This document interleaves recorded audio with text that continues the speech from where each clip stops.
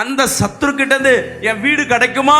நிறைய பேர் வீட்டை பிடிங்கி வச்சிருப்பாங்க. உன் கணவனை உன் மனைவி பிடிங்கி வச்சிருப்பாங்க. என் மனைவி போய் இன்னும் வரல பாஸ்டர், என் கணவன் போய் இன்னும் வரல பாஸ்டர். அவங்க எல்லாம் சிறப்பிடிச்சு வச்சிருக்காங்க. என்கிட்ட காசை வாங்கிட்டு தராம இருக்காங்க, தரேன்னு ஏமாத்துறாங்க. இது எனக்கு திருப்பி கிடைக்குமா? நீ எதெல்லாம் மாந்திரிகத்தினால, பிசாசுனால, உன் சொந்தங்கள்னால, உன்னுடைய எதிரினால நீ எதை இழந்து போன. சில நேரங்கள்ல நீ நினைப்ப என் கேர்லெஸ்னஸ், நான் செஞ்ச பாவத்தினால இதை இழந்து போனேன். நீ பாவப்பட்டதே ஒரு பிசாசின் தந்திரமா தான் இருக்கும். நீ பாவத்துல விழணும், இந்த ஆசீர்வாதம் உன்னை விட்டு போகணும், இந்த வேலை உன்னை விட்டு போகணும், இந்த குடும்பம் உன்னை விட்டு பிரியணும். சில பேர் சொல்லுவாங்க நான் தாங்க காரணம், நான் தான் காரணம், என் பிரச்சனைக்கு நான் தான் காரணம். இல்ல, உன் பிரச்சனைக்கு பிசாசின் தந்திரங்கள். அல்லேலூயா. பாஸ்டர், என் கணவருக்கு இன்னொருத்தரோட தொடர்பு. இன்னைக்கு இருக்கிற நிறைய கம்ப்ளைண்ட் தான், லாட் ஆஃப் கம்ப்ளைண்ட். ஒரே கம்ப்ளைண்ட், வயசு பிள்ளைங்களுக்கு லவ் பண்ணி தான் கல்யாணம் பண்ணியிருப்பாங்க, ஆனா கணவருக்கு இன்னொரு தொடர்பு.